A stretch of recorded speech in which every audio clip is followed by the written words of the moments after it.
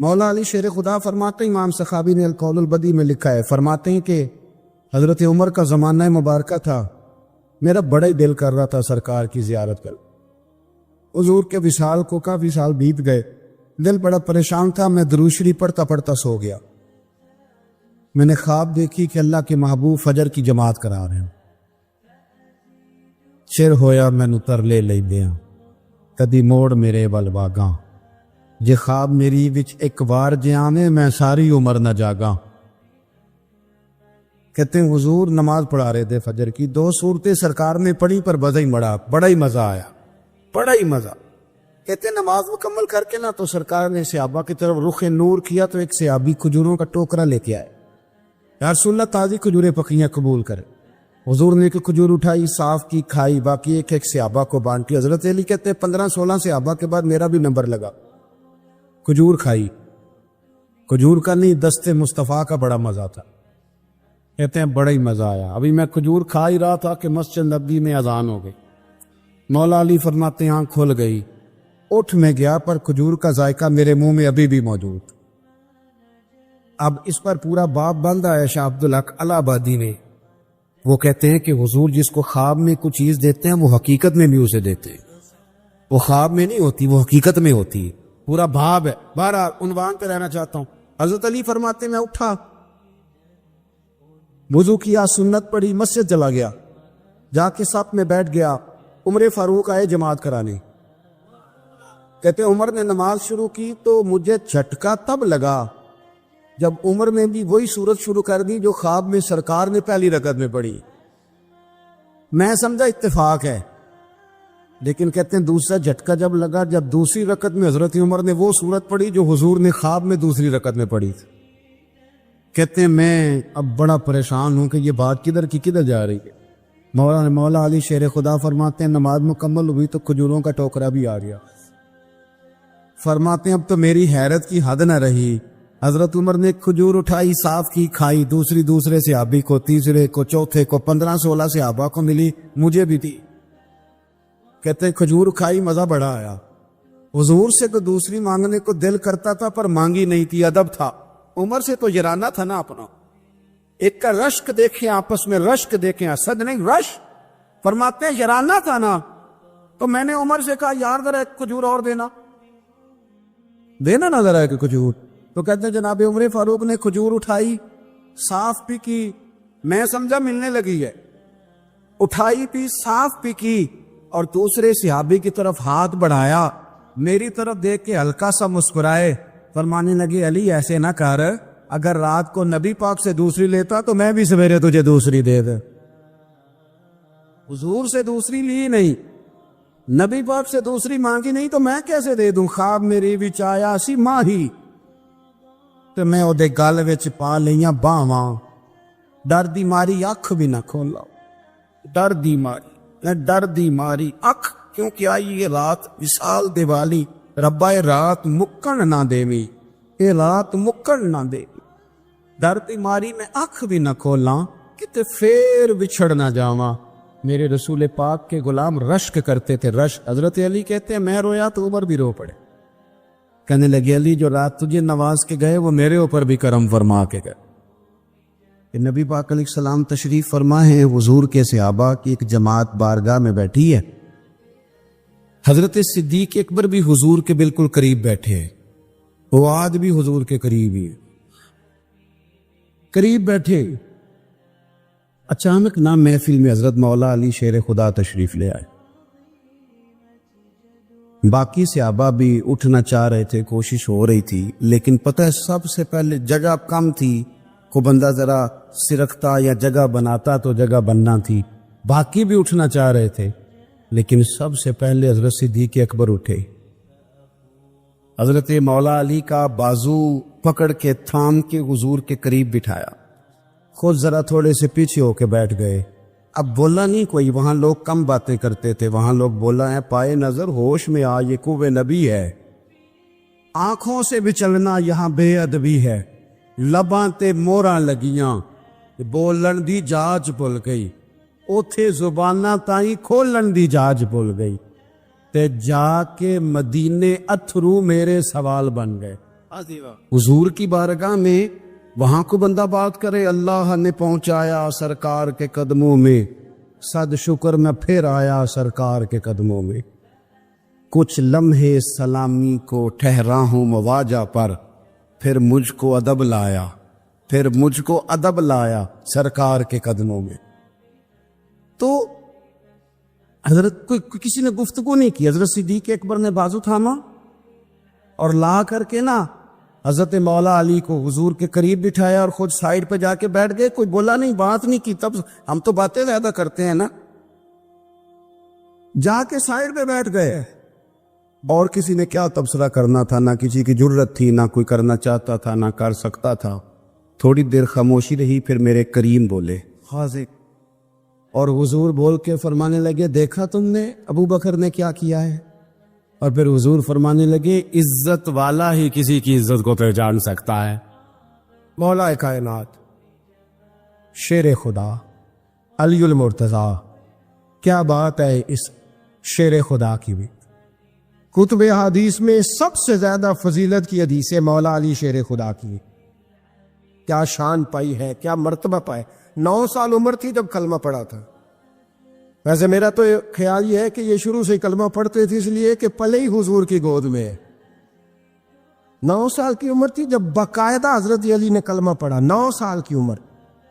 اللہ کے محبوب نے نہ کل صحابہ کو بٹھا کے کہا، اپنے کل رشتہ داروں کو، اہل قریش کو، کہ میں اللہ کا رسول ہوں تو کون کون میرے ساتھ چلے گا۔ کھانا کھانے سارے آ گئے، جب کہا نا تعاون کون کرے گا تو سب چپ کر گئے۔ جب کہا نا میں اللہ کا رسول ہوں تو پیچھے کون چلے گا۔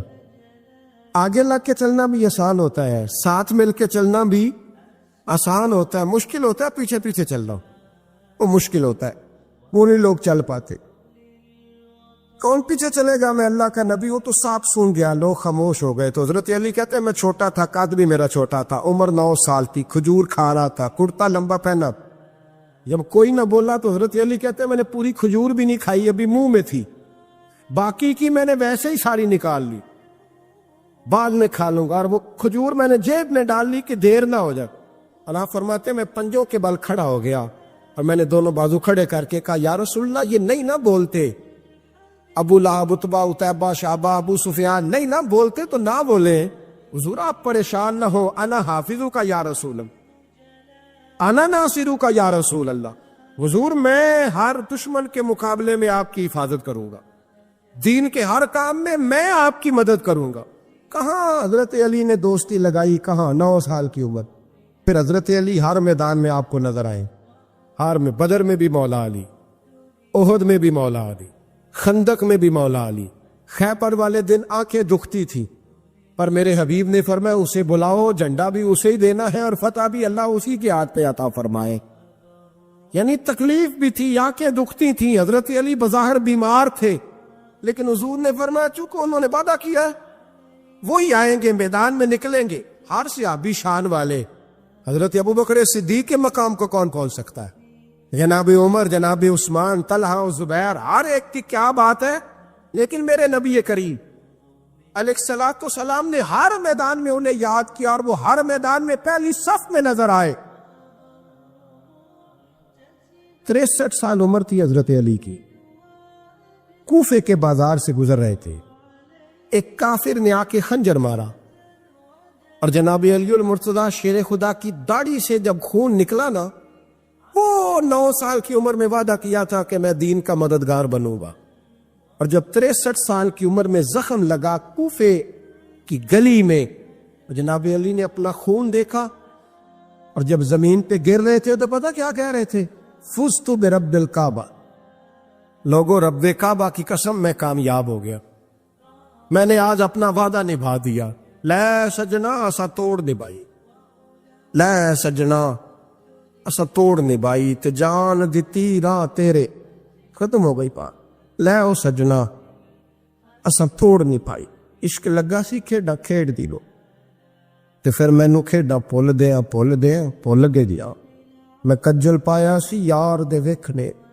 پھر وہ دی یاد وچ روندے آئی، رول گئیاں تے حیدر شاہ اس گلی کدے بھی نہ رول دی، پر ہن تے رول دی رول گئیاں تے بلے شاہ دی ہو جانے، سانو اپنی توڑ نبھا لیندے. عزیزو یاد رکھو اللہ رسول سے رشتہ نا ہر لمحہ نبھاؤ. ایک بچے نے نا حضور کے کپڑوں پر پیشاب کر دیا تھا. اس کی ماں پریشان ہو گئی. بخاری ہے. یا رسول اللہ وہ بچہ تھا پتہ نہیں چلا. تو نبی پاک فرمانے لگے کیا ہو گیا, وہ بچہ ہے, اللہ نے پانی پیدا کیا نا, ابھی اس پہ پانی بہائیں گے سب ٹھیک ہو جائے گا. وہ بچہ ہے. لیکن حاجی صاحب گھر میں بگڑ جاتے ہیں. پوتا اگر پیشاب کر دے کہتے ہیں میں نماز پڑھنی ہوں, وہ بگڑ جاتے. پیر صاحب بگڑ جاتے اس بات پہ, علامہ صاحب بگڑ جاتے. سیٹھ صاحب کہتے ہیں پتہ ہی نہیں بچے نے پیشاب کر دیا ہے. حضور نے فرمایا کہ بچہ بچہ ہوتا ہے, وہ چھوٹا ہے, اس کا ایک مزاج ہے, اس کا ایک مطالبہ ہے. اب آپ یہ کہیں کہ وہ بڑا مجھے پاک صاف سمجھتا ہے تو اس رویے سے میرے ساتھ وہ ملاقات کرے. آپ اس کے مزاج کی رعایت کریں گے. نبی کریم کے غلام کے بیٹے ہیں حضرت اسامہ بن زید, نواسوں کی بات نہیں سنا رہا. زید بن حارثہ حضور کے غلام تھے, ان کے بیٹے ہیں. چھوٹی عمر تھی, ناک بہ رہا تھا. ویسے دادا جی ناک صاف کر دیتے ہیں پوتے کا, ہو سکتا ہے وہ ڈانٹ دے کہ چل دوڑ جا کتنا گندا, اماں سے کہتے ہیں ناک صاف کرے, چل نالائق. نانا بھی کہتے بھاگ جا, کیونکہ وہ حاجی صاحب نے وضو کرنا ہے, نماز پڑھنی ہے, تو ان کے قریب یہ چیز آ گئی تو بڑا مسئلہ بن جائے گا. نبی کریم صلی اللہ علیہ وسلم نے کہا عائشہ اسامہ کے ناک بہ رہی ہے, صاف کر دو. حضرت عائشہ کہتی ہے میں ذرا اٹھی کو کپڑا دیکھنا تو حضور جلدی سے اٹھے. ایک روایت تو یہ ہے کہ حضور نے ناک پوچھ دیا, اور دوسری میں کہ نبی پاک قریب پہنچ گئے. جناب عائشہ کہتے ہیں میں نے ہاتھ پکڑ لیا, میں نے کہا حضور کپڑا لینے گئی تھی آ گئی. کہتے میں نے اپنے ہاتھوں سے ان کی ناک صاف کر دی, ریٹ صاف کر دیا. اللہ کے رسول گویا میری طرف دیکھ کے مسکرائے, حضور راضی ہوئے. بچے تو بچے ہوتے ہیں, بچے تو بچے ہوتے ہیں. اب آپ کو بچہ حاجی صاحب مانے, پہلے نمازی صاحب مانے, آپ کو پہلے بچہ جو ہے وہ بڑا سیانہ مانے, سمجھدار مانے, عقل مند مانے, پیر صاحب مانے. چھوٹا بچہ تو وہ نہیں مان سکتا. آپ اس کی نفسیات کے مطابق اس کے ساتھ چلیں. اب رویہ وہ رکھیں کہ وہ بچہ ہے, وہ چھوٹا ہے. حضور بچوں کے پاس سے گزرتے تھے تو انہیں سلام کہتے تھے. آپ بھی کہتے ہیں, آج سے کہیں گے. حضور گزرتے چھوٹے کہتے السلام علیکم. اور نبی پاک صلی اللہ علیہ وسلم کبھی کبھی نا بچے کھیل رہے ہوتے تو حضور بیٹھ جاتے, فرماتے یار میرے سینے سے تو لگو. حضور زمین پہ بیٹھ جاتے, بچہ یوں ہاتھ پہ, بچہ دوڑا آتا, حضور کے سینے سے جب لگتا تو نبی پاک گر جاتے اور فرماتے اوئے ہوئے تم نے تو مجھے گرا ہی دیا ہے. یہ بچوں کے ساتھ آپ جو رویہ رکھیں گے وہ میٹھا ہوگا. اب آپ کہیں کہ چونکہ اب میں ایک عہدے پہ ہوں, میں ایک منصب پہ ہوں, تو یہ آپ کی نفسیاتی کمزوری ہے. پھر کیا ہوتا ہے, بچوں کو ڈانٹ کے رکھا جاتا ہے, بے جا ڈانٹ ڈپٹ, بے جا سختی, اور بے جا ان کے ساتھ رویے, اور ان کے ساتھ بڑی عجیب و غریب قسم کی جو ہے وہ ہماری جو ہے وہ گھٹن کیپ آ جاتا ہے بچوں کے درمیان. بچے, میں کہا کرتا ہوں, پھر بچے ہمیں دکھ نہیں سناتے, وہ پھر غلط آدمی کو دوست بناتے ہیں, پھر اس غلط آدمی کو اپنی بات بتاتے ہیں, غلط آدمی رازدار بن جاتا. آپ ان کی نفسیات کے مطابق ان سے پیار کریں, انہیں ٹائم دیں. آپ دیکھیں یہ کیا سوچتے ہیں, کیا کہتے ہیں, کس طرح کا ان کا رویہ ہے بچوں کے ساتھ. پھر نوجوان جب کوئی ہو جاتا ہے تو اس کی سوچیں جوان ہو جاتی. نوجوانوں سے معذرت کے ساتھ نبی پاک علیہ السلام نے نوجوانوں کی حکومت سے پناہ مانگی, نوجوانوں کی حکومت سے پناہ مانگی ہے, اس لیے کہ نوجوان بڑی جلدی پیار بھی کرتا ہے اور بڑی جلدی نفرت بھی کرتا ہے. سوچیں مضبوط نہیں ہوتی. نوجوان آدمی, جوان آدمی, بکھری ہوئی سوچیں ہوتی. میرے رسول کریم صلی اللہ علیہ وسلم نوجوانوں سے ان کے مزاج کے مطابق ڈیل کرتے تھے, ان کی طبیعت کے مطابق ان کی ذہن سازی کرتے. ہم نہ جوانوں کو وقت نہیں دیتے, ہم مطالبہ کرتے ہیں نوجوان سے کہ وہ ہے نوجوان, باتیں بوڑھوں والی کرے. اگر جوانی میں بوڑھوں والی باتیں کرے تو پھر تو شیخ سعدی کہتے ہیں سارے بوڑھے چھوڑ کے اس نوجوان کے پاس بیٹھو, اس کے پاس فیض زیادہ ہے. اگر ایسا ہو جائے, کیونکہ در جوانی توبہ کردن شیوائے پیغمبری, یہ تو اچھی بات ہے, لیکن میرے عزیز اگر ایسا نہ ہو, ایسا ممکن نہ ہو, تو پھر نوجوان کو آپ اس کی طبیعت کے مطابق ڈیل کریں. آپ اس کی سوچ دیکھیں, اس کا رویہ دیکھیں, اس سے پیار کریں. نبی کریم علیہ السلام کے پاس ایک نوجوان داخل ہوا, اندر داخل ہوتے ہی اس نے فٹافٹ ایک بات کر دی. کہنے لگا یا رسول اللہ مجھے زنا کی اجازت دے دے. میرے جذبات بہت بھٹک گئے، میں روک نہیں سکتا۔ ہمارے ہاں ہمارے گھر میں کوئی فون کرے تو ہم غیرت مند بن جاتے ہیں۔ میری غیرت کو گوارا نہیں کہ کوئی میرے گھر میں فون کرے، اور اگر میں کسی کے گھر میں فون کروں تو پھر غیرت کدھر گئی؟ پھر بھی آپ غیرت مند نہیں صاحب، پھر بھی آپ غیرت مند نہیں۔ اگر آپ کسی کے گھر فون کرتے ہیں آپ غیرت مند نہیں، تو یاد رکھیں اگر آپ یہ حرکت کر رہے ہیں تو پھر آپ کو بھی تھوڑا احساس ہونا چاہیے نا۔ نبی کریم صلی اللہ تعالی علیہ وسلم سے اس نے کہا مجھے زنا کی اجازت دے دے، حضور فرمانے لگے آگے آ جاؤ۔ حضرت عمر کہتے ہیں مجھے بڑا غصہ تھا، میرا دل کر رہا تھا اٹھوں اور 2 تھپڑ ماروں اسے۔ طریقہ بات کرنے کا، حضور نے بلایا، پاس بٹھایا، تھپکی دی، فرمایا ایک بات تو بتا، تیرے سوال کا جواب پھر دیتا ہوں، ایک بات تو بتا۔ یا رسول اللہ صلی اللہ تعالی وسلم ارشاد فرمائیے، حضور فرمانے لگے تو پسند کرتا ہے کہ تیری بہن کے ساتھ کوئی زنا کرے؟ پسند کرتا ہے تو کہ تیری بہن کے ساتھ کوئی زنا کرے؟ کہنے لگا حضور میں بات بھی سننا پسند نہیں کرتا۔ تیری بیٹی کے ساتھ؟ کہنے لگا حضور زبان اس کی کھینچ لوں گا جو یہ بات کرے گا۔ کہا تیری ماں، تیری پھوپھی، خالہ کا؟ حضور خبردار، کسی بندے کو میں اجازت نہیں دوں گا۔ رسول کریم فرمانے لگے جس سے تو زنا کی اجازت مانگ رہا ہے وہ بھی تو کسی کی بہن ہے نا، وہ بھی تو کسی کی بیٹی ہے۔ جو غیرت، جو حمیت یہ اپنے گھر کے بارے میں آتی ہے وہ دوسرے کے بارے میں کیوں نہیں آتی؟ جب نبی کریم نے اس نوجوان کو اس کے مزاج کے مطابق سمجھایا تو اس کی آنکھوں میں آنسو آ گئے۔ عرض کرنے لگا یا رسول اللہ صلی اللہ تعالی علیہ وسلم، حضور زنا کی ارادہ تو ایک طرف، آج کے بعد میری زبان پر اس کا نام بھی نہیں آئے گا۔ آپ سامنے والے کی نفسیات کو دیکھیں، آپ اپنے موڈ میں نہ رہیں۔ مجھے بڑی اچھی طرح یاد ہے ایک دفعہ نا مسجد میں ایک بچے نے نا آدھی بازوؤں کی شرٹ پہن کے نماز پڑھی۔ ایک بابا جی نے ان کو نا منع کیا، کہنے پورا کپڑے پا کے آیا کر، پتا نہیں تمہیں؟ وہ کہنے لگا، بچہ کہنے لگا نماز ہو جاتی ہے، بازو آپ فولڈ کر کے ایسے کر کے، بڑے بازوؤں فولڈ کر کے پڑھیں گے تو کراہت ہے، لیکن ویسے بھی آدھے بازوؤں والی شرٹ میں نماز ہو جاتی ہے، لیکن اچھا عمل نہیں۔ اچھا یہی ہے کہ آپ کے بازو پورے ہوں۔ تو بزرگ ان سے کہنے پورے کپڑے پہنو، کہنے لگا بھی ہو جاتی ہے نماز، میں بھی تھا۔ تو مجھے انہوں نے کہا جی حضرت صاحب بات سننا، میں نے کہا جی حکم۔ کہنے لگے ان کپڑوں میں نماز ہو جاتی ہے؟ میں نے کہا جی ہو جاتی ہے۔ کہنے لگتا ہے منڈا چودھری آندا ہے، ایک منڈا لگتا ہے چودھری آندا ہے۔ فٹافٹ اسی وقت انہی پیروں پہ میں کہا جی کہ ہے واقعی چودھریاں دا بچہ، لیکن مسئلہ یہ ہے کہ دین چودھری کے لیے بھی وہی ہے اور غریب کے لیے بھی۔ تو آپ اس بچے بیچارے کو اندر آنے تو دیں، اس کو مسجد میں داخل ہونے دیں، انشاءاللہ کپڑے بھی ٹھیک پہن کے آ ہی جائے گا۔ لیکن ہم نے تو ذہن بنا لیا ہے کہ ہم نے اپنی مرضی کے مطابق لوگوں کو قابو کرنا ہے۔ ہم لوگوں کی ذہن کے مطابق اترنے کو تیار نہیں، بس سارے میرے مطابق چلیں۔ یہ تو بات کو پیشوا کرے گا، مقتدا کرے گا، وہ بھی سمجھائے گا۔ رسول کریم علیہ الصلوۃ والسلام لوگوں کو جبرن نہیں جھکاتے تھے، حضور دلائل دیتے۔ نوجوان بچوں کو موقع دیں، انہیں سمجھائیں، انہیں قائل کریں، ان سے پیار کریں، ان کی نفسیات کو سمجھیں، اس کے مطابق ان کے ساتھ آپ ڈیل کریں، پھر آگے بڑھیں۔ عورتوں کے بارے میں میرے نبی کریم علیہ السلام نے بڑی نصیحت فرمائی ہے۔ محبوب کریم فرمانے لگے عورت ٹیڑھی پسلی سے پیدا کی گئی ہے، سیدھا کرنا چاہو گے ٹوٹ جائے گی، کہ جیسی ہے اس کے ساتھ ویسے ہی گزارا کرو، اس کی نفسیات کو سمجھ جاؤ۔ عورت تھوڑا سا چاہتی ہے کہ وہ کھانا پکائے تو اس کی تعریف کر دی جائے، تو بھائی کھڑی ہے صبح سے برتی خانے میں، 2 لفظ بولنے میں کوئی حرج ہے؟ اور اگر کبھی نمک زیادہ ہو بھی جائے تو کیا خیال ہے بیوی جان بوجھ کے زیادہ ڈالتی ہے؟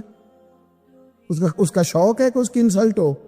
ہمارا رویہ اتنا سخت ہوتا ہے، بعض اوقات اتنا تکلیف دہ ہوتا ہے کہ اس سے جذبات کو ٹھیس پہنچتی، مزاج میں خرابی آتی۔ تھوڑی تعریف دیکھیں، عورت چاہتی ہے تھوڑا سا کہ میرے خاندان والے، میرے سسرال والے میری تھوڑی عزت کریں، تو وہ اگر سارا کچھ چھوڑ چھاڑ کے آ گئی ہے تو اس طرح ہم اپنی بیٹی کے لیے ذہن رکھتے ہیں عزت کا، اگر تھوڑا اس کے لیے بھی بنا لیں گے تو میرا خیال ہے کوئی حرج والی بات۔ ہم نا لوگوں کا خیال رکھنے کی بجائے لوگوں کو چڑھاتے ہیں۔ ناراض تو نہیں ہو جائیں گے آپ؟ نہیں، رہن دینے لگتا ہے تو ہو جانا ہے بھائی، چڑھاتے ہیں لوگ۔ کسی نے کہہ دیا نا کہ یہ میرے گھر نہ آئے آج کے بعد، باپ نے بیٹے کو کہہ دیا یہ تیرا رشتہ دار نہ آئے، وہ کہتا تو سویرے ضرور آئیں، ویکھاں گا تینوں کڑا ڈکدا ہے، آنا صبح۔ وہ کسی نے کہہ دیا نا اس گلی سے نہ گزرنا، کہنا میں ابھی گزروں گا، تو دیکھ لے جو تو نے کرنا ہے۔ ہم لوگوں کی نفسیات کے بلکہ پتہ چل جائے نا فلانے کو فلاں چیز بری لگتی، اس کو لوگ زبردستی کرتے، چڑھاتے ہیں، نفرتیں پیدا کرتے ہیں، اس کے اندر غرور لاتے ہیں، مزاج کے اندر چڑچڑاپن پیدا کرتے۔ یہ کام نہ کریں۔ آپ اپنے لیے کیا گراؤنڈ بنا رہے ہیں کہ لوگ آپ سے نفرت کریں، لوگ تکلیف دیں آپ کو؟ یہ نوجوان بچے کسی نے ہارن دے دیا گاڑی کا، تو آپ اس نے گاڑی پیچھے کرنی نہیں، وہ ماں بدولت کو ہارن بجا دیا ہے۔ یہ مہذب قوموں کا یہ رویہ نہیں ہوتا۔ یہ تو وہ قومیں ہیں جو مطلب بڑی تنگ ہیں اپنے آپ سے، یہ بڑے آوازار لوگ ہیں۔ ٹھنڈے رہیں، میٹھے رہیں، پیار کریں، دوسروں کے جذبات کا احساس کریں۔ نبی کریم صلی اللہ تعالی علیہ وسلم نے ایک دن حضرت عائشہ صدیقہ سے کہا عائشہ تیرے ساتھ ایک بات نہ کروں، حضور کریں؟ فرمایا جب تو ناراض ہوتی ہے تب بھی مجھے پتہ چل جاتا ہے، اور جب تو راضی ہوتی ہے تب بھی مجھے خبر ہو جاتی ہے۔ اتنا دھیان رکھتے ہیں خامن کار میں کہ اب اس کی پوزیشن کیا ہے اور اب یہ کیا سوچتی ہے اور کس بات پہ اس کو جو ہے وہ ناراضگی ہوتی ہے۔ مجھے جب تو راضی ہوتی ہے تب بھی پتہ ہوتا ہے ناراض۔ تو حضرت عائشہ کہتی ہے نہیں حضور ایسی تو بات ہی کوئی نہیں، آپ بتائیں۔ تو حضور فرمانے لگے جب میں کسی اور زوجہ کے پاس تھوڑا وقت گزار لیتا ہوں زیادہ، اور جب میں آتا ہوں تو ناراض ہوتی ہے۔ یا رسول اللہ کو کیسے پتا؟ فرمایا بتاؤں؟ حضور بتائیں۔ فرمایا اس وقت جب تو قسم اٹھاتی ہے تو کہتی ہے لا و رب ابراہیم، مجھے ابراہیم کے رب کی قسم، اور جب تو مجھ سے راضی ہوتی ہے تو کہتی ہے لا و رب محمد، مجھے محمد کے رب کی قسم۔ تو پھر حضرت ابراہیم کا نام لے لے کے حضرت عائشہ کہنے لگی محبوبہ قربان جاؤں، بات بالکل ٹھیک ہے، ایسے ہی ہے یا رسول اللہ، بالکل ایسے ہی ہے۔ جب تھوڑی خفگی ہوتی ہے تو میں یہ کام، تو حضور تو لوگوں کے مزاج کا خیال کرتے تھے، نبی کریم کو تو پتہ ہوتا تھا، لیکن ماں بدولت کہتے ہیں سارے میری مرضی کے مطابق چلیں۔ ہاں میں نے زندگی میں یہ تجربہ بھی کیا ہے کہ آپ لوگوں کا خیال رکھنے لگ جاتے ہیں تو لوگ خراب بھی ہو جاتے ہیں، اس میں کوئی شک نہیں۔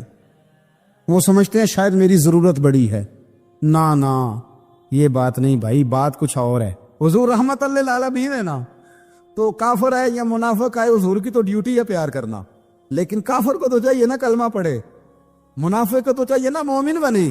او بھائی میں نے کہا وہ بزرگ ہیں، ان کی ذمہ داری ہی پیار کرنا ہے، وہ جو بھی جائے گا اس سے۔ لیکن تو بتا تو نے پیار میں سے سیکھا کیا ہے، لیا کیا ہے، تیرے اوپر اثر کیا ہے؟ پیار کرنا، شفقت کرنا اور ہے، یہ جملہ میرا یاد رکھنا، پیار کرنا کسی سے اور ہے اور اس سے راضی رہنا یہ بات اور ہے۔ کسی پر شفقت کرنا اور ہے اور اس بندے سے راضی رہنا، یہ آپ دیکھیں کہ وہ راضی ہے آپ سے کہ نہیں، کہ خالی پیار ہے، خالی شفقت ہے۔ شفقت تو مجبوری ہے کرنی ہے۔ تو میرے عزیز یاد رکھیں نبی کریم تھوڑا تھوڑا خیال کرتے، دیکھتے بندہ اس کے مزاج کے مطابق، دیہاتی آتا تو حضور اس کا بھی خیال کرتے۔ حضرت ظاہر دیہاتی تھے، وہ آتے تھے ترکاریاں لے کے گاؤں سے، نبی کریم صلی اللہ علیہ وسلم پیار کرتے تھے، وہ کئی دفعہ عجیب و غریب باتیں بھی کرتے تھے، حضور محبت سے پیش آتے تھے، ان کی طبیعت کا خیال کرتے، ان کے معاملات کو دیکھتے۔ میرے رسول پاک علیہ السلام تو دیکھتے کون شخص کس طرح کا ہے، کس رویے کا ہے، کس انداز کا ہے، اس کو اس کے مطابق عزت دیتے، وقار دیتے، نواز دیتے، اس شخص کا اس طرح کا اکرام کرتے۔ میرے نبی کریم صلی اللہ علیہ وسلم فرماتے ہیں میں نے معراج کی رات میں نے جنت میں ایک محل دیکھا، میرا دل کیا میں اندر سے جا کے دیکھوں، پر اس کے دروازے کے قریب گیا تو عمر فاروق کا نام لکھا تھا۔ فرماتے ہیں میں نے کہا عمر ذرا طبیعت کا سخت ہے، تو اس نے کہنا ہے قانون یہ ہے کہ پہلے اجازت لو پھر کسی کے گھر جاؤ۔ چلو ہم نہیں جاتے، عمر سے پوچھ کے چلے جائیں گے، گھر جو عمر کا ہے۔ نہیں آپ کو سمجھ آئی میری بات؟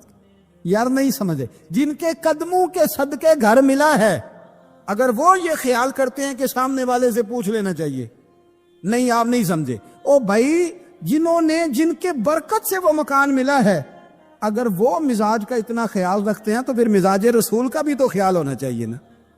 پھر مزاج سنو، پھر نبی کریم صلی اللہ علیہ وسلم واپس آئے، حضور نے بتایا وہ عمر تیرا مکان بڑا پسند ہے یار، میں اندر جانے لگا تھا، دروازے پہ حور بھی بیٹھی تھی، جانے لگا تھا اندر، تو وہ نا میں اس لیے نہیں گیا کہ عمر قانون کا بڑا پابند ہے، اس نے کہنا ہے کہ قانون تو اجازت لے کے جاؤ، حضرت عمر رو پڑے، عرض کرنے لگے حضور میں کہاں اور جنت کا مکان کہاں؟ مختصر سی میری کہانی ہے، یہ جو بھی ہے آپ کی مہربانی ہے۔ تو حضرت عمر رو پڑے، لیکن میرے رسول کریم صلی اللہ علیہ وسلم اب اتنا حضور خیال کرتے تو جناب عمر پتہ کون تھے؟ جرت نہیں تھی کسی مائی کے لال کی کہ عمر کے سامنے کھڑا ہو سکے، ہاں جس کے سامنے شیطان نہ ٹھہر سکے، نکل جاتا ہے شیطان بھی، لیکن صحابہ کہتے ہیں جب کبھی حضور کے چہرے پہ شکن آتی تو اتنا وجود ہم نے کسی کا کامتے نہیں دیکھا جتنا عمر کانپا کرتے تھے۔ کب کبھی تاری ہوتی تھی، وہ دلیر میں کہیں اور ہوں، یہاں تو میں غلام ہوں، یہاں تو میں نوکر ہوں، دعا منگیا کرو سنگیو کتے مرشد نہ روس جاؤ۔ رو پڑتے، اور طریقہ کیا ہوتا؟ زمین پہ کونیاں رکھ کے نا، کونیاں گھٹنے، اب میں آپ کو کر کے کیسے دکھاؤں، حدیث صحیح میں موجود، یہ کونیاں زمین پہ رکھ کے نا، جیسے بچے نہیں چلتے، کونیاں دونوں زمین پہ حضرت عمر رکھ دیتے، اور یوں کونیاں رکھ کے تو یوں ہاتھ باندھ دیتے حضور کے سامنے، نیچے کونیاں اور ہاتھ باندھتے، اور پھر روتے جب حضور ناراض ہوتے تو کسی اور سے ناراض ہے نبی پاک، عمر سے نہیں، تو یوں دونوں ہاتھ بچھا دیتے، یوں ہاتھ باندھتے اور کہتے رضیت باللہ ربا وبالاسلام دینا ونبینا محمد صلی اللہ علیہ وسلم، یا رسول اللہ میں بڑا راضی ہوں کہ اللہ میرا رب ہے، حضور میں بڑا راضی ہوں، حضور میں بڑا راضی ہوں کہ اسلام میرا دین ہے، و محمد نبی و رسولہ، اور میں بڑا راضی ہوں کہ اللہ نے محمد کو نبی اور رسول بنایا، حضور بڑا راضی ہوں، مہربانی فرما، بڑا راضی۔ یہاں پیر سید علی حسین شاہ صاحب اشرفی رحمت اللہ علیہ کچوشا شریف کے بزرگ تھے، اور شان یہ تھی کہ چہرہ غوث پاک سے ملتا تھا۔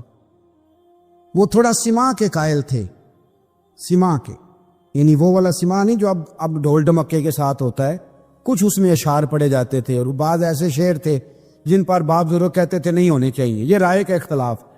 ان کے یہاں ایک خلیفہ تھے سید ابو البرکات شاہ صاحب، مفتی اعظم پاکستان، وہ خلیفہ ہیں لیکن بڑے عالم تھے۔ سید صاحب یہاں آئے تو لوگوں نے کہا حضور کو شعر پڑھیں، تو آپ فرمانے لگے یہ میرا مرید مفتی اعظم ہے، یہ منع کرتا ہے، یہ ان باتوں سے منع کرتا ہے، تو یہاں نہیں پڑھنے۔ لوگوں نے کہا حضور مرید کی بھی ماننی ہے، میں نرا مرید نہیں، مفتی بھی تو ہے نا، قرآن و سنت کی روشنی میں منع کرتا ہے۔ تو اتنا لوگ خیال کر لیتے تھے دوسروں کے مزاج، اور یارو ہم تو بوجھ بنتے ہیں، ہم تو چڑھاتے ہیں جس کے، اور میں دیکھتا دنیا چڑھ چڑھ کے پاگل ہو گئی، چڑھاتے ہیں ایک دوسرے کو، تکلیف دیتے ہیں، اذیت میں مبتلا کرتے ہیں۔ ہم لوگوں نے اب تھپڑ مارنے بند کر دیے ہوئے ہیں، اب ہم ڈنڈے نہیں مارتے، اب ہم نفسیاتی تکلیفیں دیتے ہیں، نفسیاتی ذہنی طور پر ٹارچر کرتے ہیں، ہم لوگوں کو اتنا تکلیف میں مبتلا کرتے ہیں کہ لوگ پاگل ہونے کے قریب آ جاتے، خودکشیاں ہونے لگی ہیں اگر ہم نفسیاتی طور پر پیار کریں۔ حضرت عمر فاروق رضی اللہ تعالیٰ عنہ رات کا وقت چہرے پہ نقاب ڈال کے گلی میں گھوم رہے تھے، میں بھی گلی میں نکلتا ہوں، آپ بھی نکلتے، لیکن مقصود یہ ہے کہ ذرا پتہ کریں باہر کی ہوا کیسی ہے، مقصود یہ ہے کہ پتہ کریں کہ آج برگر کس دکان کا اچھا ہے، معلومات کریں کہ محلے کی سیاست کس رخ جا رہی ہے۔ وہ بھی نکلتے تھے لیکن مقصود یہ نہیں تھا، مقصد سمجھ گئے تھے نا، وہ اس لیے نکلتے تھے کہ پتہ کروں کوئی دکھی تو نہیں، کوئی تکلیف میں تو نہیں، کوئی آزمائش میں تو نہیں۔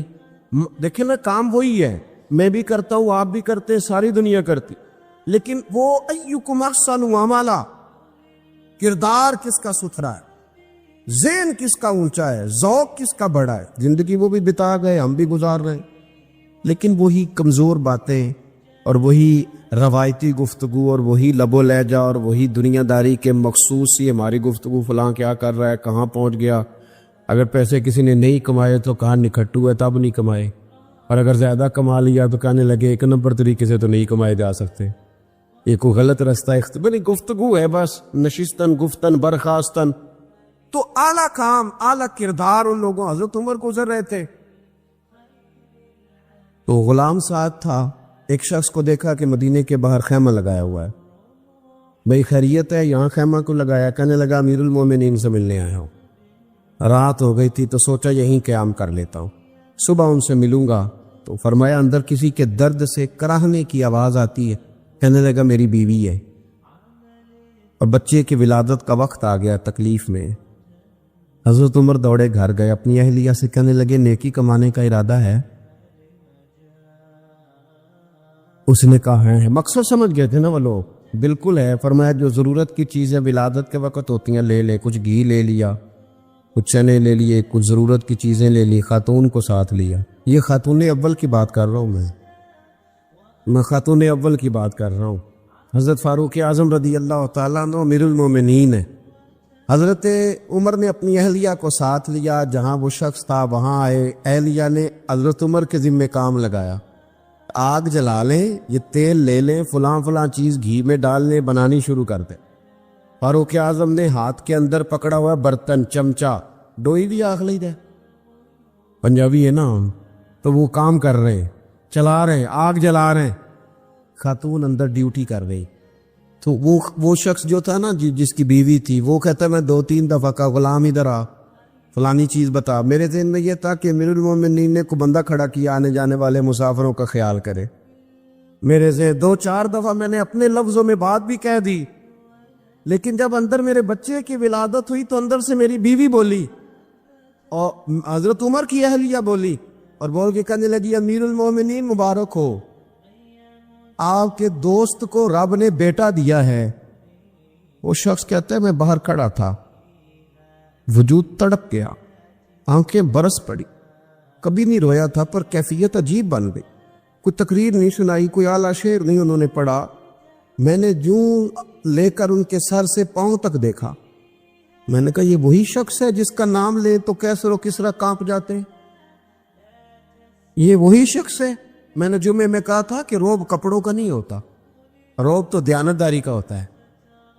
ہاں بڑا مال کما کے لوگوں نے بنائی ہوتی ہے، کار کوٹھی تو بندے کھڑے ہو کے کہہ دیتے ہیں 2 نمبر طریقے سے آیا ہے، اور 13ویں-14ویں گریڈ کا ملازم ہو تو اس کے سامنے بہت بڑا افسر ڈر رہا ہوتا ہے، یار بندہ دیانتدار ہے، یہ رشوت نہیں لیتا، سفارش نہیں مانتا، یہ میرٹ پہ کام کرتا ہے۔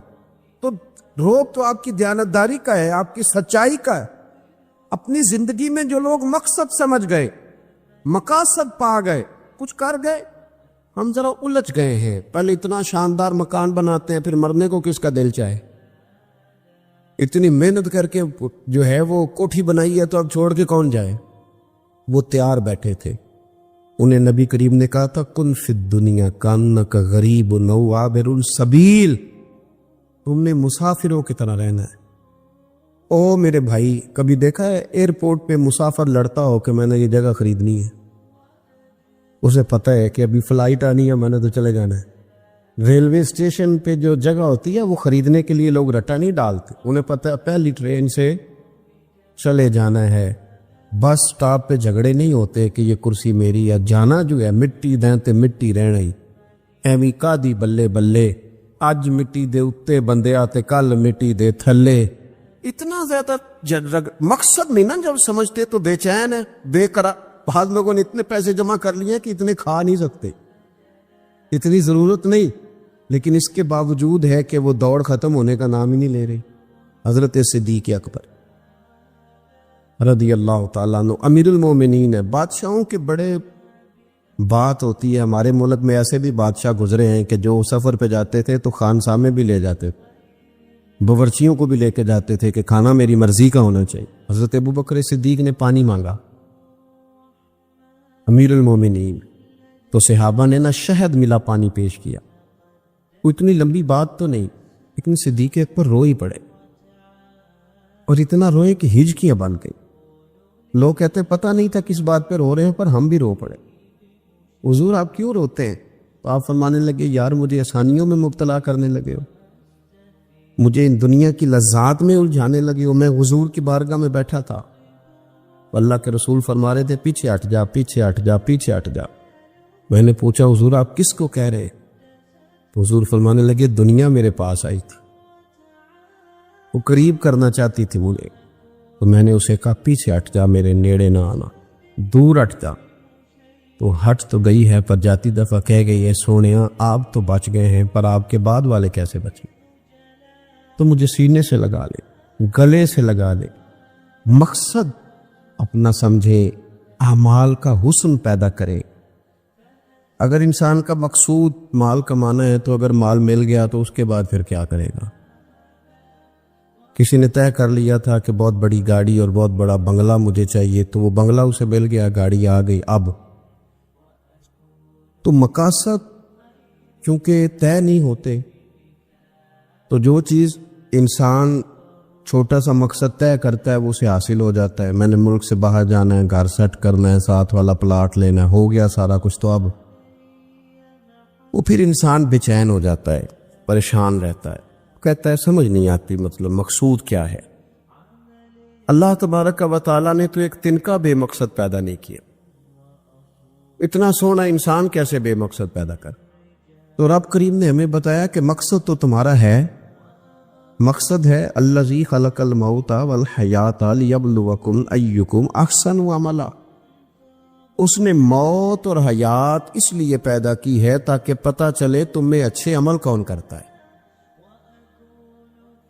تم کس قدر زیادہ اپنے رب کی عبادت کرتے ہو، کس قدر زیادہ حسن اخلاق کا مظاہرہ کرتے ہو، کس قدر زیادہ لوگوں کی خدمت کرتے ہو، کس قدر زیادہ تم دین کی تبلیغ میں، اشاعت میں، ابلاغ میں، ترویج میں کردار ادا کرتے ہو۔ با مقصد تمہیں بنایا، با مقصد اچھا ترین عمل تم میں سے کون کرتا ہے؟ اس لیے موت اور حیات پیدا کی تھی کہ تم نے ستھرے سے ستھرے اعمال، بہتر سے بہتر کردار، اعلیٰ سے اعلیٰ تمہارا انداز زندگی۔ دیکھیں ہم نے لوگوں کے ساتھ مل کے رہنا ہوتا ہے، بہت ساری چیزیں ایسی ہوتی ہیں کہ جو تکلیف کا سامان بنتی ہیں۔ اب انہی لوگوں کے ساتھ اللہ نے ہمیں مل کے رہنے کا حکم دیا، ان کے حقوق ادا کرنے کا حکم دیا، تو ساتھ ساتھ میں درگزر کا بھی کہا، معافی کا بھی کہا۔ جب انسان معافی کر دینے والا ہو جاتا ہے، درگزر والا ہو جاتا ہے، تو پھر وہ بڑا ہو جاتا ہے، بڑے دل والا ہو جاتا ہے، بڑے حوصلے والا ہو جاتا ہے، بڑے ضرب والا ہو جاتا ہے، اس کی زندگی حسین ہوتی۔ تو یہاں آئے تھے کچھ کام کرنے، وہ جو ہم نے مقصود بنائے تھے نا، مطلب اچھے کپڑے، اچھی دنیا داری، اچھی گاڑی، اچھا موبائل سیٹ، وہ چونکہ مقصود نہیں تھا تو ان چیزوں کے حصول کے باوجود بھی لوگ پریشان۔ مقصود یہ تھا کہ بہترین عمل، سونا عمل، اعلیٰ ترین عمل، میرے رسول پاک صلی اللہ علیہ وسلم کے غلاموں نے نا وہ عمل کر کے دکھایا۔ اعلیٰ ترین مزاج رکھتے تھے اور اعلیٰ ترین خدمت، یعنی لوگ ان کا کردار دیکھ کے نا، کردار اور عمل دیکھ کے، ہم تو لمبی تقریریں کرتے ہیں، باتیں کرتے ہیں، بڑا کچھ بتانا پڑتا ہے، لیکن وہ بس تھوڑا سا نا لوگ ان کے پاس اٹھتے بیٹھتے تھے، آتے جاتے، اتنی دوڑ ہے کہ آگے بڑھ کے اور لینا ہے، اور لینا ہے، عالمی مزید کا رٹا، وہ سمجھ گئے، ہم نہ اڑے ہوئے۔ بہت سارے لوگ ایسے ہیں جنہیں صحیح بات کا پتہ چل گیا ہے، وہ فیصلہ کرنے میں دیر کر رہے ہیں، انہیں سمجھ آ گئی ہے کہ بہتر یہی ہے کہ میں وقت پہ مسجد آیا کروں، انہیں سمجھ آ گئی ہے بہتر یہ ہے کہ سویرے اٹھ کے نا واٹس ایپ بعد میں دیکھوں، پہلے قرآن پاک کی زیارت کر لیے کب۔ سمجھ انہیں ہے، سمجھ ہے کہ باتیں زیادہ کرنے سے بہتر ہے درود و سلام زیادہ پڑھا جائے، پتہ انہیں ہے، اور فیصلہ ہی نہیں کر رہے، ارادہ نہیں بنا رہے، توجہ نہیں کر رہے۔ جب بہت زیادہ بندہ دنیا داری میں الجھ جاتا ہے نا، بہت زیادہ، آسانیاں تو بندے کو جینے نہیں دیتی۔ پہلے انسان کہتا ہے کہ موٹر سائیکل ہو جائے نا تو چلو سفر آسان ہوگا، پھر موٹر سائیکل کہتا ہے ٹائر 2 ہیں، 4 ٹائروں والی ہونا، چلو مہران ہی ہو جائے خیر ہے، لیکن مہران میں بیٹھتے ہی اسے خیال آتا ہے کہ اس کی تو سیٹیں تنگ ہیں، پھر اس سے بڑی گاڑی چاہیے۔ یہ روز دوڑ ہے، بان فقیروں کسے نہیں ماریا، اے ہوئی چور اندر دا، یہ دوڑ ہے، یہ ختم۔ حضرت ابوبکر صدیق رضی اللہ تعالیٰ عنہ امیر تھے، ہمیں تو نا جی ایک سے ایک کھانا، اور آج یہ نہیں کھانا، آج میری مرضی کا کھانا، یہ میری مرضی کا، یہ میرے بچے کی مرضی کا، یہ فلانے کی مرضی کا، وہ خواہشات کا انبار، اور نفس بچے کی طرح ہوتا ہے، خواہش پوری کرو تو فوراً ہی دوسری بھی بتا دیتا ہے، دوسری پوری کرو تو تیسری کی بھی خبر دے دیتا ہے۔ ہم نا کیونکہ الجھ جاتے ہیں، پھر وہ الجھاؤ ہمیں باہر نہیں نکلنے دیتا۔ اگر تھوڑا تھوڑا کر کے، میرا مطلب یہ ہے کہ زندہ رہنے کے لیے روٹی کھانی ہے نا، مثلا روٹی کا لطف کتنی دیر ہوتا ہے، جتنی دیر منہ میں چباتے ہیں، اس کے بعد ختم۔ تو کپڑا تو پہننا تھا بدن چھپانے کے لیے، اس میں وہ کدھر سے آ گئی ساری کہانیاں جو آج بن گئی ہیں، بن گئی۔ اور اتنے میں نے عجیب و غریب نظام دیکھا ہے کہ نوجوان ہے, اچھا بلا سیانا آدمی, کپڑے اس نے تازے سلوائے ہیں, اور 99 لوگوں نے کہا صحیح لگ رہا تھا, صرف ایک نے کہا نہیں ٹھیک لگ رہا. وہ پریشان ہو جاتا ہے, کہتے بھی اس کا کچھ کرو. کیوں؟ اس لیے کہ یہی سارا مقصود سمجھ لیا ہے, کپڑے پہننا, اسی میں الجھ جانا. میں اکثر دوستوں سے کہتا ہوں, میں خود کسی دوسرے کی بات نہیں کرتا, بہت زیادہ عمر نہیں میری, میں خود جایا کرتا تھا. شادی کوئی آ گئی تو 2-3 دن پہلے ابا جی کہتے تھے پرانے جوتے کچھ گنڈوا لا, کچھ پالش کرا لا, توڑے میں ڈال کے جانا موچی کے پاس, اس نے کچھ سیٹ کر دینے. اب کہاں رہ گیا جی یہ کام, چھٹی نہیں ہو گئی. اب کون سا ایسا سلسلہ ہے؟ وہ جو کہیں سے کپڑا تھوڑا پھٹ جاتا تھا نا, تو اماں اس کو اس طرح پیوند کراتی تھی کہ ڈیزائن بھی بن جاتا تھا اور کام بھی چل جاتا. کدھر گیا وہ دور؟ لیکن تکلیف دیکھ لیں, آج پہلے سے زیادہ ہے, لڑائی پہلے سے زیادہ ہے, آزمائش پہلے سے زیادہ ہے. کیوں؟ جتنی بھی خواہشات آپ بڑھاتے جائیں گے نا, مقصد فوت ہوتا جائے گا.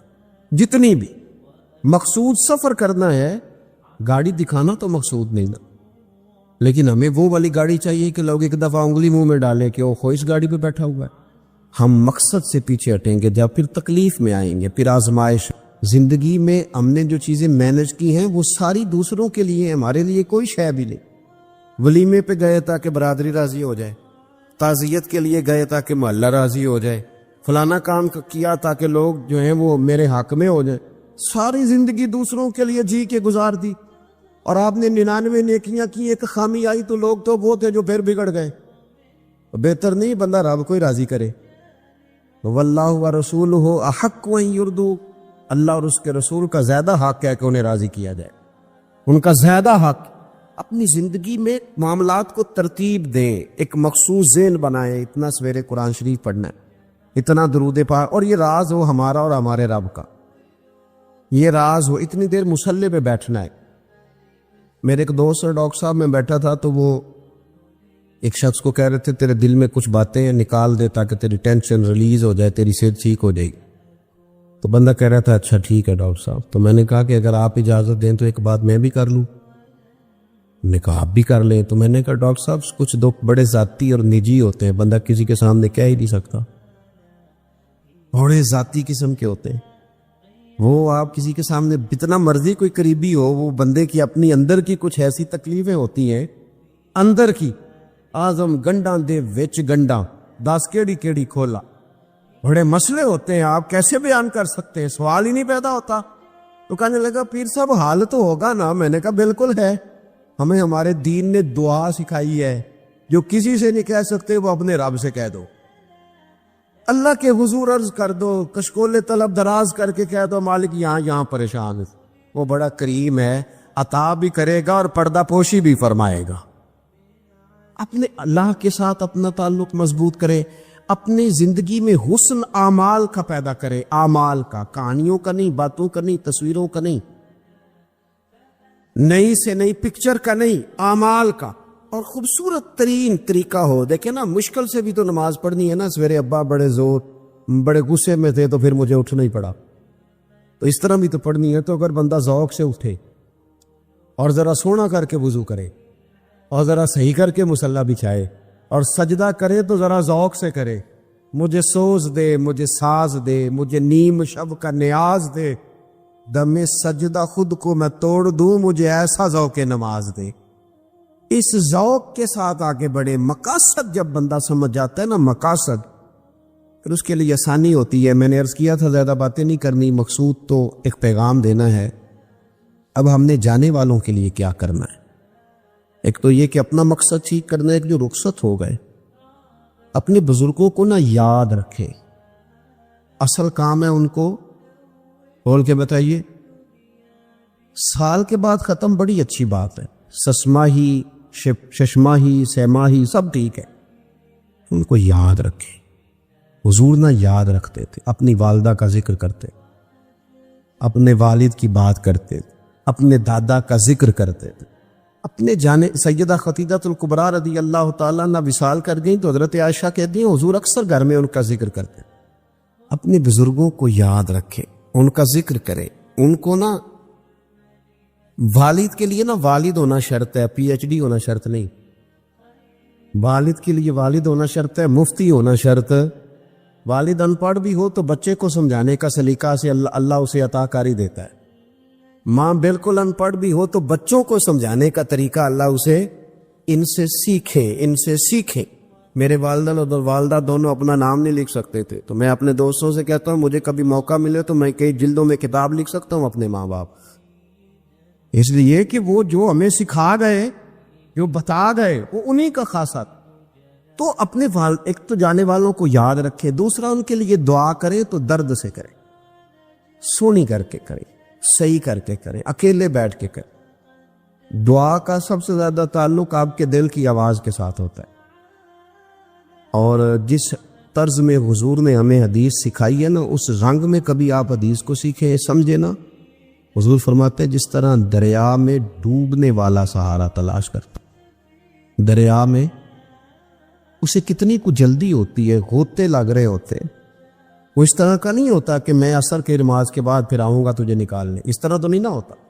دریا میں ڈوبنے والا اس طرح کشتی سہارا تلاش کرتا ہے، حضور فرماتے ہیں اس طرح قبر میں جانے والا دعاؤں کا انتظار کرتا ہے. آپ نے دیر کر دی دعا مانگنے میں، ختم دلانے میں دیر کر دی. خود صبح و شام ہمہ وقت دعا. ابھی آپ آیتیں سن رہے تھے سورہ ابراہیم کی، اللہ نے نماز میں رکھ دی ربنا اغفر لی ولوالدی وللمؤمنین یوم یقوم الحساب. ایک تو نے یاد رکھیں، خوب دعا کریں، اور دوسرا کوشش کریں کہ وہ جو نیکیاں کرتے تھے وہ نیکیاں بھی جاری رہیں. جن لوگوں سے ان کا اچھا تعلق تھا وہ تعلق بھی قائم رہے. یہ بھی کوشش کریں کہ ان کے لیے صدقات و خیرات کریں، اور قیمتی صدقہ دے. قیمتی، میں بات ختم کرنے لگا ہوں بس. قیمتی صدقہ دے، قیمتی. 15 تولے سونا گھر میں پڑا ہوتا ہے، قیمتی ہوتا ہے نا. کبھی کسی نے چوک میں بتایا کہ آج 15 تولے سونا میرے گھر میں پڑا ہے؟ بولو نا، لگتا ہے تو 10 چھڑنا ہے. اگر گھر میں 50 لاکھ روپے کیش پڑا ہو تو چوک میں گلی میں آ کے آپ بات کریں کہ گھر میں پیسے پڑے ہیں؟ کیوں؟ کہ وہ قیمتی ہیں، کوئی لے نہ لے. تو یہ جو 5000 مسجد دیکھ کے سارے محلے کو بتاتے ہو، یہ بھی صدقہ تھا، یہ بڑا قیمتی چیز تھی.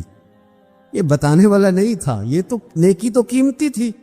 قیمتی چیز جو ہوتی ہے وہ تو چھپائی جاتی ہے کہ بتائی جاتی ہے.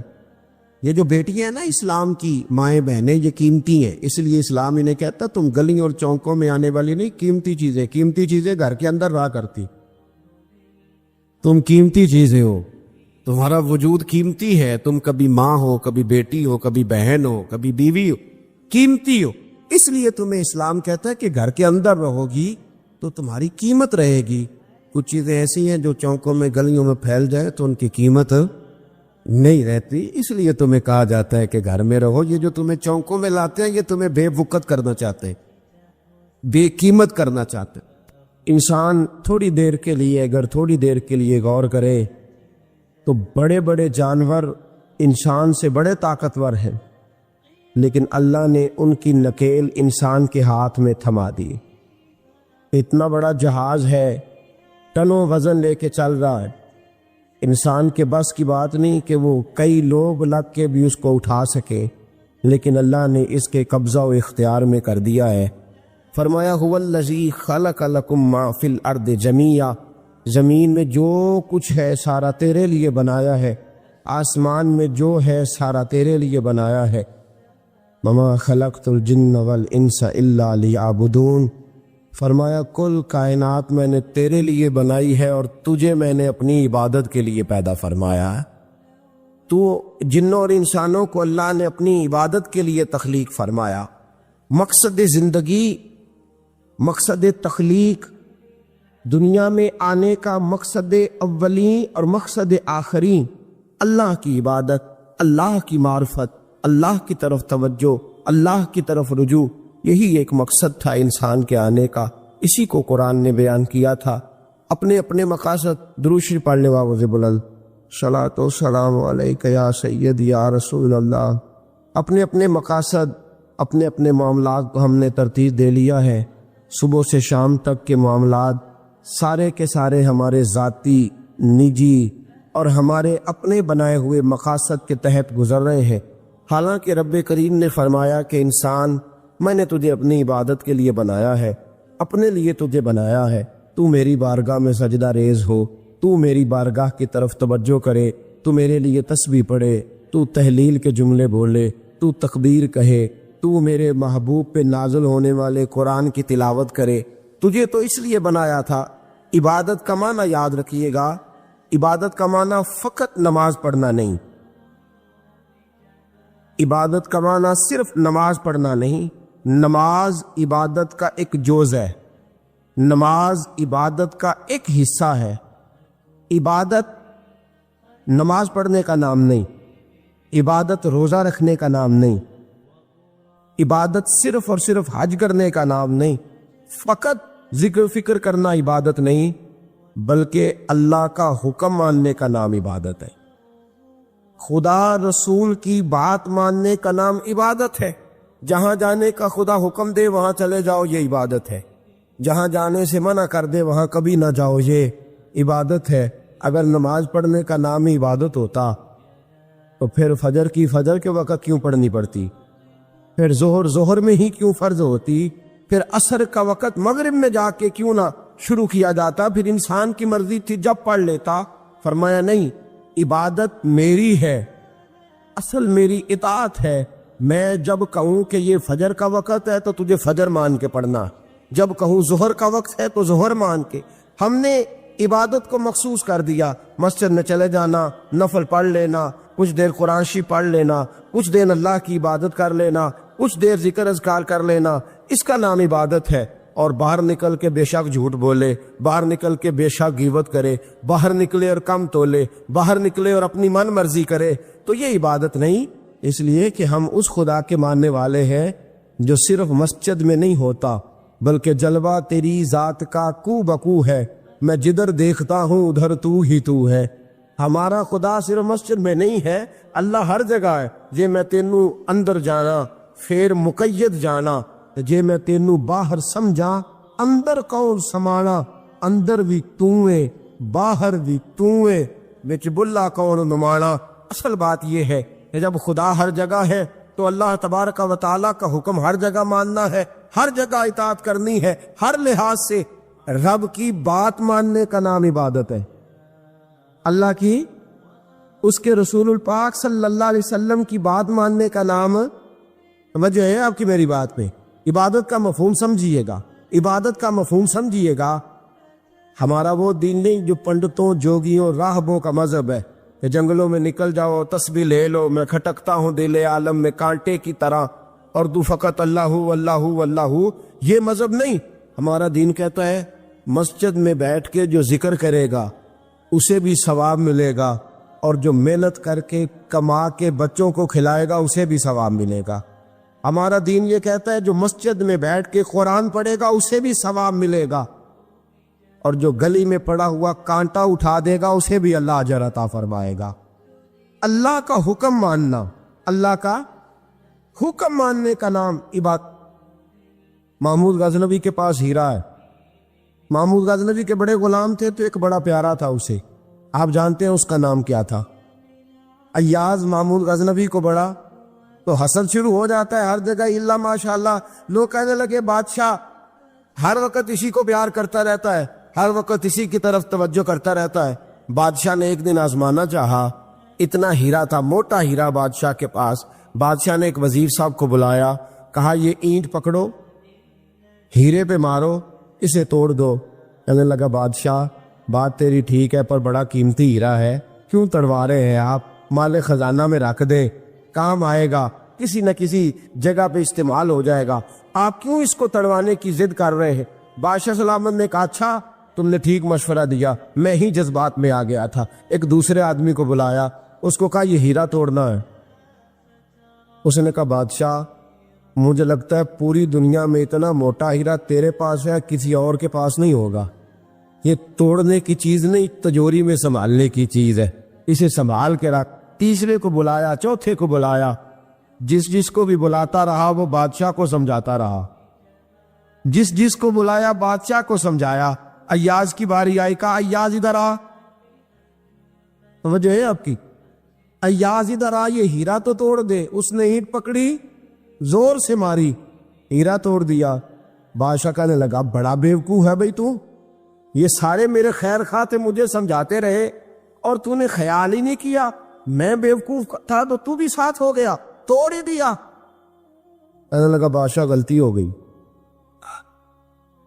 مجھ سے غلطی ہو گئی، مجھے نہیں توڑنا چاہیے۔ اس نے کہا اچھا چل چھوڑ، ایک بات بتا، تیرے سامنے جو سب مجھے مشورے دے رہے تھے تو نے کیوں نہیں دیا؟ میں نے تجھے کہا توڑ دے۔ کیا لفظ یاز نے کہے، کمال کر دی۔ کہنے لگا بادشاہ میرے دل میں خیال آیا ہیرا ٹوٹتا ہے تو ٹوٹ جائے، میرے بادشاہ کا حکم نہیں ٹوٹنا چاہیے، یہ ٹوٹتا ہے تو ٹوٹ جائے، یہ کرچی کرچی ہوتا ہے تو ہو جائے، خزانہ خالی ہوتا ہے تو ہو جائے، لیکن میرے مالک کا حکم نہیں ٹوٹنا چاہیے۔ بادشاہ میں ہر چیز توڑ دوں گا پر میں تیرا حکم نہیں توڑ سکتا۔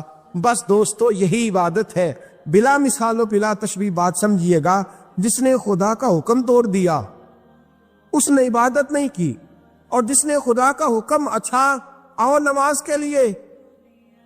دکان کا وقت ہے، گاہک بھی زیادہ آ گئے ہیں، رش پڑ گیا ہے، اب تھوڑا وقت مشکل ہو جائے گا، ذرا تھوڑی دیر میں پڑھ لوں گا۔ ہیرا ٹوٹتا ہے تو ٹوٹ جائے، گاہک آنے کا سلسلہ ٹوٹتا ہے تو ٹوٹ جائے، روزی آنے کا سلسلہ ٹوٹتا ہے تو ٹوٹ جائے۔ مسلمانوں خدا کا حکم نہیں ٹوٹنا چاہیے، رسول اللہ کا فرمان نہیں ٹوٹنا چاہیے۔ میرے رسول پاک صلی اللہ تعالی علیہ وسلم کا اقبال نے کیا کہا؟ کہنے لگا اے طائر لاہوتی، اس رزق سے موت اچھی جس رزق سے آتی ہو پرواز میں کوتاہی۔ کہا خدا کا حکم نہ توڑ بیٹھنا، اور عبادت بھی جس کو اللہ کہہ دے وہ عبادت ہے۔ ایک بندہ زوال کے وقت نماز پڑھنے کھڑا ہو جائے تو ہو جائے گی؟ کیوں؟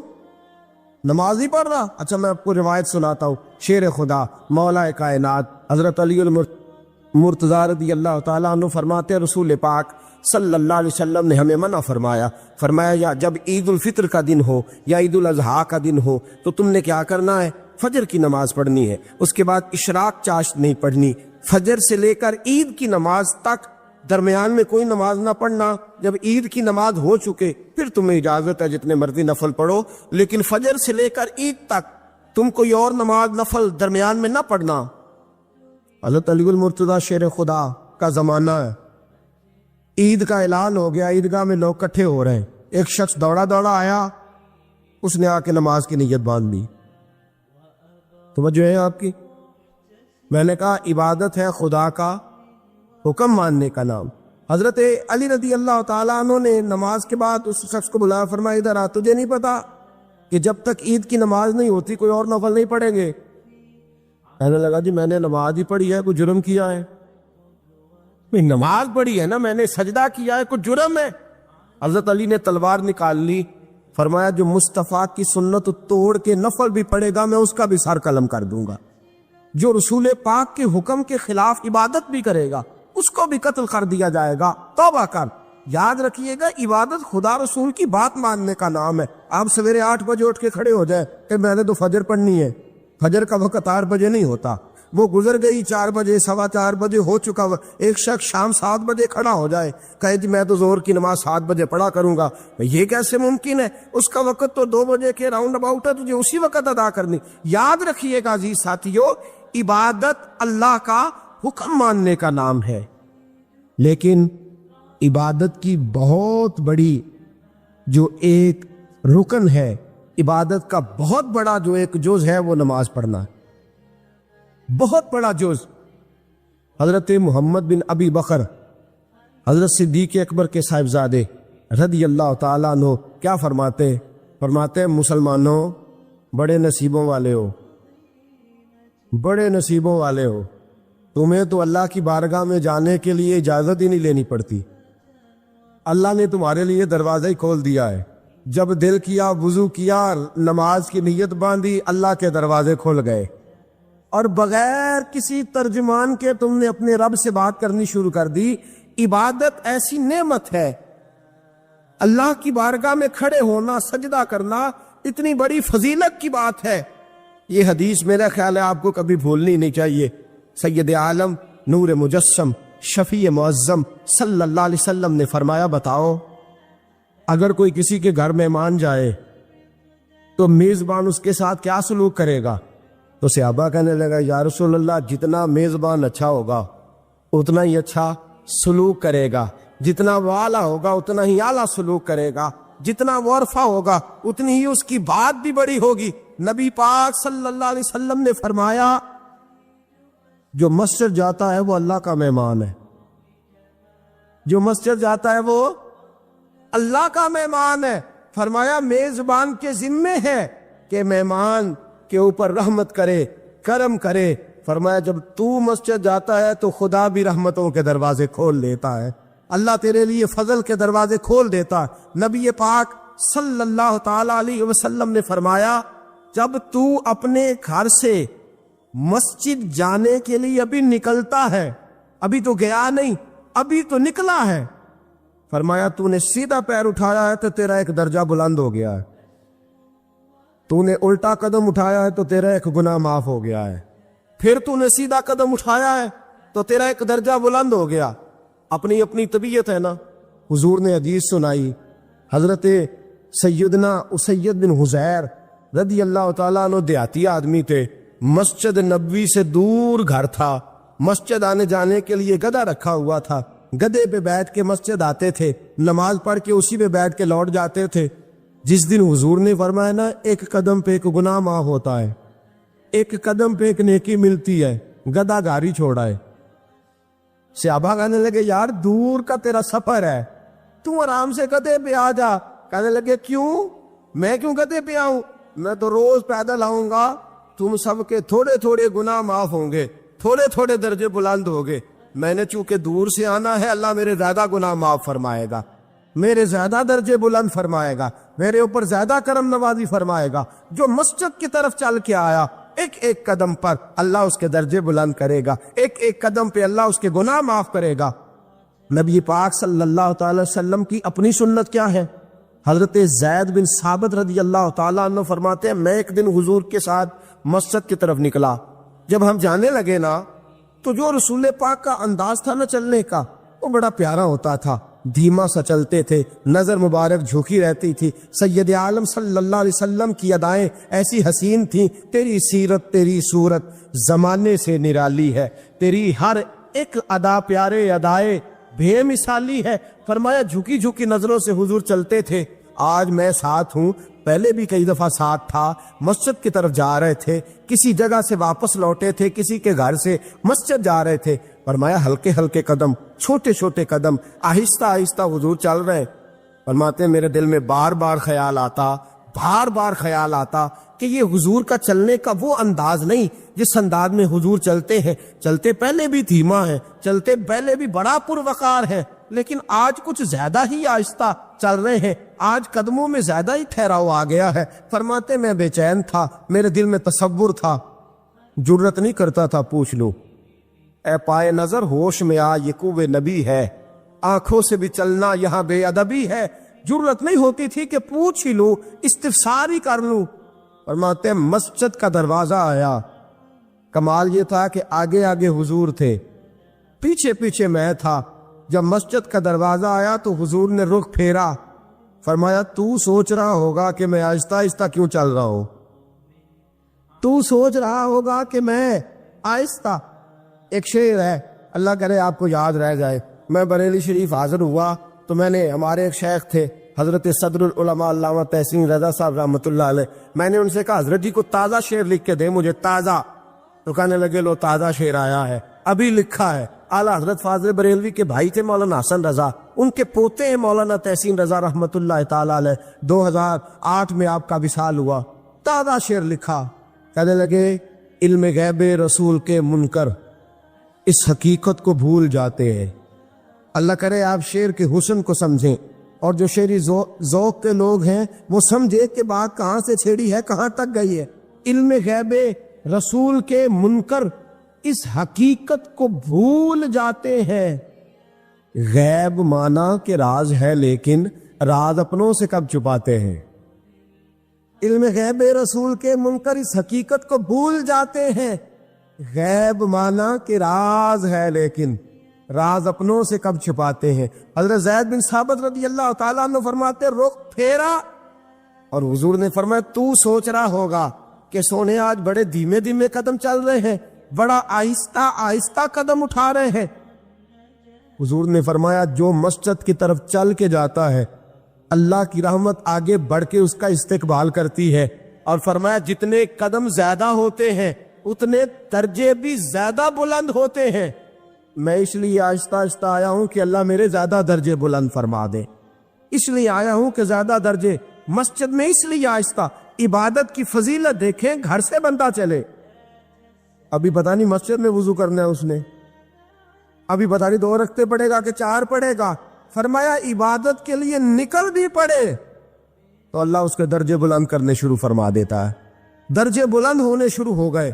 بنو سلمہ قبیلہ ہے، محلہ ہے، بنو قریظہ یہودیوں کا محلہ تھا، اس کے بعد بنو سلمہ مسلمانوں کا محلہ تھا، اور تقریباً آج کے حساب سے 1.5-2 کلومیٹر کا فاصلہ تھا مسجد نبوی سے۔ پیدل چل کے آتے تھے لوگ، کتنے کلومیٹر پیدل چل کے آتے تھے، وہاں سے پیدل آتے تھے نماز پڑھنے۔ مسجد نبوی کے ساتھ یہودیوں کے مکان تھے، انہوں نے وہ جگہ خالی کر دی۔ بنو سلمہ قبیلے کے لوگوں نے چاہا کہ ہم جگہ کو خرید لیں۔